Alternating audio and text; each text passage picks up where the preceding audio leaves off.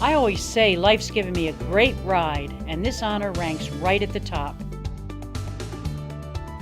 I accept this award on behalf of my partner of more than 70 years, the great Port of Baltimore. I sort of like the ring of the new name, the Helen Delich Bentley Port of Baltimore. My relationship with the port began the day this brash young reporter informed her editors in the Sun's newsroom that she was fed up with the labor beat and wanted a change of scenery. I could have been reprimanded for my impertinence, but Ed Young and Bill Wells had a better idea. "Why don't you go look around the port?" they suggested. We haven't had anybody covering Baltimore's waterfront since World War II began. No one really spoke for the port. It was practically an orphan. After I began to understand the port's impact on Maryland's economic development, I took it upon myself to promote the port at every turn.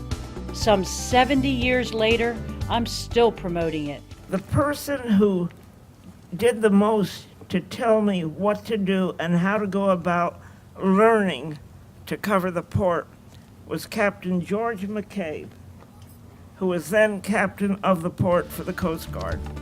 And still grateful to Buck Dorsey, the Sun's managing editor at the time, for giving me total freedom to call my own shots, as long as I produced and kept that port on top.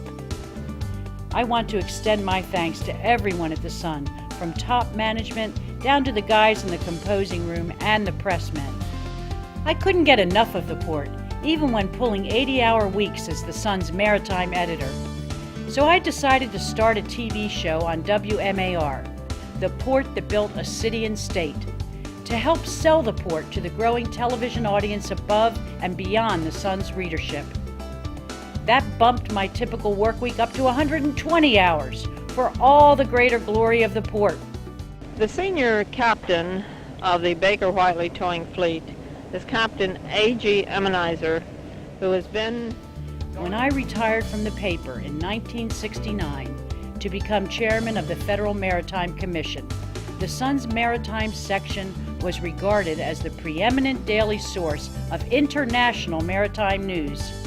The Sun gave me the resources to cover the whole waterfront, and we did that better than anyone else. The port still doesn't get anywhere near the respect it deserves. No other single economic entity puts more money into the pockets of more Marylanders, not just the armies directly involved with the imports and exports, but in a host of downstream activities like transportation, banking, insurance, advertising, and warehousing that employ tens of thousands. This inaugural class of inductees includes those whose business depended on the wealth the port generates and its access to distant markets.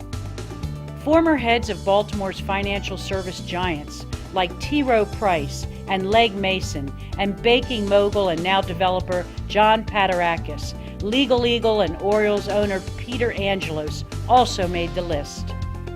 They follow in the footsteps of earlier captains of industry, such as Johns Hopkins, Alexander Brown, William Walters, and John Peabody, men who made money through the port and bequeathed funds to build civic and cultural Baltimore landmarks that endure today.